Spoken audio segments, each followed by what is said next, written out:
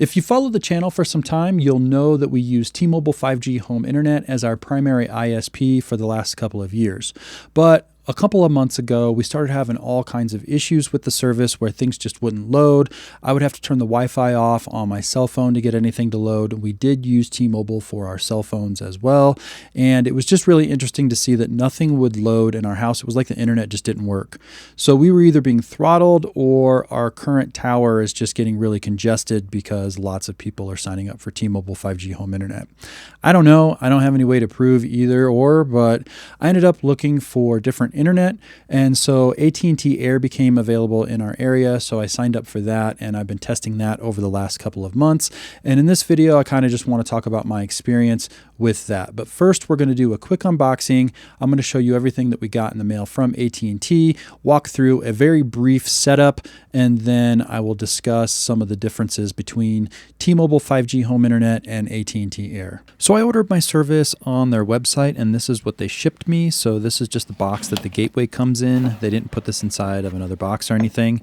And once we get this opened up, we are greeted with a Let's Get Started card that just shows what you get in the box itself with a QR code to download the application on your mobile device that will walk you through the setup process. Now, just in case you misplaced this card, they did also plaster this QR code on everything. So it's on a sticker on the front of the gateway, and it's actually on the outside of the box that you saw before we opened up the packaging. Now, inside the box, all you get is the gateway itself and a power adapter. I'm going to go ahead and set the gateway to the side really quick, and then there's nothing else in the box itself. There's like a little safety regulation pamphlet that's underneath here, but that's about all you get. So taking a closer look at the power adapter, it does use a barrel connector. And then if we look at the gateway, it is made by a company called Sagemcom. So it looks really similar to the Sagemcom gateway that is made for T-Mobile 5G home internet. This one is just white and the T-Mobile one is just black, and they changed some cosmetic differences, but overall the size, fit, and finish and how things are constructed, at least internally, are very similar. Now, looking at the ports on the back of this, you do get 2 gigabit RJ45 ports, as well as a USB Type-C port and a reset button. And taking a closer look in comparison to the T-Mobile gateway, you will see here, like I said, they are nearly identical. The big difference here is going to be that the AT&T one has a reset button and the T-Mobile version has a power button. The T-Mobile version uses Type-C for power, where the AT&T one uses a barrel connector. Now, one other thing that's interesting is on the T-Mobile one, you have access to the SIM card. The SIM card is actually in the exact same spot on the AT&T device, but you just don't have access to remove it. And that was clearly done intentionally, and we'll kind of get into that a little bit later here in the video. Now, if we take a look at the actual application that you need to download to set this up, it is the AT&T Smart Home Manager app that is on the iOS and Android stores respectively. And once you go ahead and get that installed and open it up, you're greeted with a little splash screen here that's going to show you your network status. Now, I already have mine set up. It's just going to walk you through naming your Wi-Fi network and setting a password and stuff like that when you scan that QR code and log into your AT&T account on the actual application itself. Now, we're just going to walk through this really quickly. The application on your mobile device is actually not really that feature rich. You do have the ability to run a speed test, and you do have the ability to go in and edit the Wi-Fi name and password, and that's really about it. You can see some devices that you have connected to the gateway itself, and it allows you to create different users and then attach devices to those users, which kind of sort of gives you parental controls in a way. But overall, there's not really a whole lot that you can do within the actual AT&T Smart Home Manager application. Where you get the real control is if you actually log into the device on a PC or in the web browser on your mobile device with the IP address that's located on the back of the gateway. Now, my gateway has an IP address of 192.168.1.254. Now, I did change this to .4.254, and I did that for personal reasons for my network attached storage, just to make things easy so I didn't have to reconfigure anything, because that is the default gateway of our Eero mesh system. And the point is that you have a lot more control here on the web interface. Now, I'm not going to go through every single thing on here, but just know that you have way more control over setting up stuff, filtering things, firewalls, all kinds of stuff if you just log in on a PC. There is an access code that is located on the back of the gateway that you will need depending on the feature that you are trying to change in the web interface. But overall, I didn't have any problems at all changing features, configuring things, and getting stuff like that to actually work or turn on and off when I did it from a PC. When I did it from the application, it was like 50-50 whether it was actually going to take. So right out of the box, I was getting full service with this thing set up, and when I ran a speed test, I was getting roughly 330 meg down and 66 up, and that was with no other devices connected to the network or using the service other than the device I was using for the speed test. And so I felt like maybe we could do a little bit better, and with T-Mobile 5G home internet, I did use the InVisaGig as my primary modem. So I tore this thing apart so I could get down to the SIM card, and you will see here this is the bottom of the actual gateway that I have facing up, and the SIM card's in the same location as it is on the Sagemcom Fast gateway for T-Mobile 5G home internet. You just don't have access to it. So I went ahead and I took that SIM card out and I put it in my InVisaGig, and then I went through a series of setting it up, picking towers, configuring things, and I just couldn't get it to work right. I was even doing some little online tech support with Richard from the Wireless Haven, and he was phenomenal in trying to help me to get this to work, and we just couldn't get it to work right. Like, it said it was online, it said everything was configured, and then when we try and run a speed test, it just didn't work. It would just hang, and it would never actually run the test. It would just fail every single time. So I ended up trying to put the SIM card in my Elsys Amplimax. You'll see here when I logged into the Elsys Amplimax firmware, our connection status says disconnected here at the top, and then it also says that we're not connected to any bands. But what's interesting is it says we're connected to 5G, and all of the metrics for that are right below it, but this yielded the same results as the actual InVisaGig, where the internet just did not work. So from there I went back to the drawing board. I ended up connected some SMA connectors to the stock gateway, and then I connected my Waveform QuadMini antenna, and then the internet worked. I ran a speed test, and we actually got better speeds than what we got without the antenna. So you'll see we got 568 down and 78 up, which was much better than the 330 down and the 66 up that we got without using an antenna at all. So then I took the gateway and I connected it to my QuadPro 4x4 MIMO antenna, and then I re-ran the speed test, and that gave us even better results with 783 down and 57 up. Now this was isolated to just the device I was using to test the network.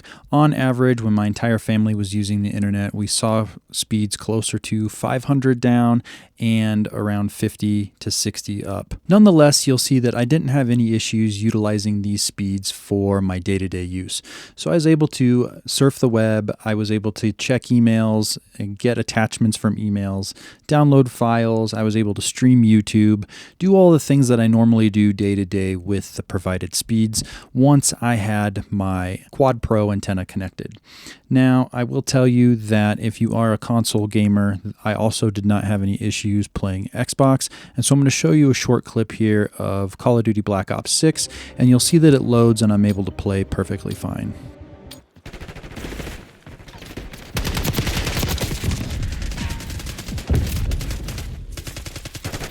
We've given up the lead. Future me here. As I was editing this video, I realized that I left out a crucial piece of information that I didn't end up recording when I was going through the switch from T-Mobile 5G home internet to AT&T Air, and that is because AT&T Air, for whatever reason, seems to think that I live in Texas when I actually live in Colorado. I did have problems with some of the streaming services working, in particular Hulu and anything that's related to like ESPN Plus, Disney, that umbrella. For whatever reason, because it thought we were in Texas, it thought that I was basically trying to use someone else's account, and it wouldn't allow me to use the service unless I used a VPN. So I have NordVPN installed on our Apple TV, and I was able to log into a server in like Denver, Colorado, and then that in turn allowed us to use those streaming platforms. Now, it didn't always do this. It was kind of hit or miss, but I would say 80% of the time, this was the workaround that we had to use when we were using AT&T Air to watch stuff on that platform. Now, we didn't really have a problem with Netflix. We would sometimes get a pop-up where it would say, hey, you're not in your local area, but it did still allow us to watch the content on Netflix. So just keep that in mind if this is a service that you're thinking about switching to. So overall, I don't think AT&T Air is a bad service. It did take a little bit to get it to be comparable to T-Mobile 5G home internet, and I was sad to see that we couldn't use anything like the InVisaGig modem or the Elsys Amplimax gateway. But I was able to kind of circumvent that a little bit by adding SMA connectors to the stock provided gateway so that I could still use my waveform antenna. Now, since I did that, the service has been a lot better. We haven't really had any issues with the service since I made those changes. We've seen vast improvements in both the download and upload speeds. I haven't had any problems gaming or getting things to load or surfing the web or anything like that. Now, this isn't to say that it's going to be the exact same for you, because how far away you live from your tower is going to be different than me.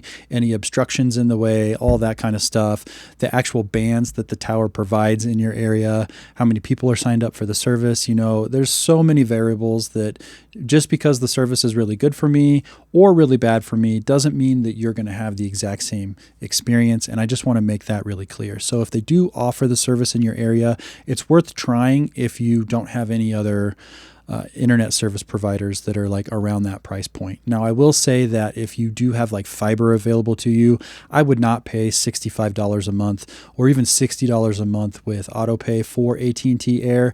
I was just keeping T-Mobile 5G home internet because it was $30 a month bundled with my cellular service, and that is just unheard of. Like $30 a month for unlimited data on high-speed internet is dirt cheap, and I wasn't able to find anything anywhere even close to that.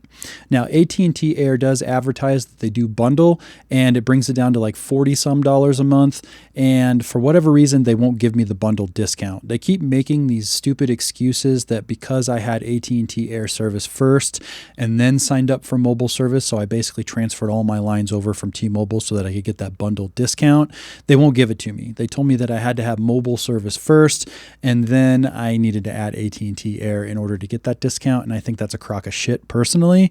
However, it seems to be one of their rules, or I don't know. I've talked to several customer service people. They will not do anything to help me, and it's extremely frustrating. Now, they do offer fiber in my area, and Xfinity just upgraded the network in my area too to the 2 gigabit service, and both of those providers in my area are offering services that are much higher in speed anyway for both download and upload than what I'm getting through AT&T Air at a very similar price point. So I might switch to those, but I wanted to make sure that I made this video and I got it out to anybody that was looking at potentially using AT&T Air, and specifically if they were coming from something like T-Mobile 5G home internet. I personally would still be using T-Mobile 5G home internet if we didn't run into all the issues where it was basically unusable, because again, $30 a month is just dirt cheap. But that's about all I got for this video. So if I may have missed something or there's something you want to know that I didn't cover, hit me up down in the comments and I'll try and get back to you as soon as I can. But that's about all I got. So I'd appreciate it if you give me a thumbs up if you like the video, and subscribe to my channel so I can see you guys in the next one. Peace.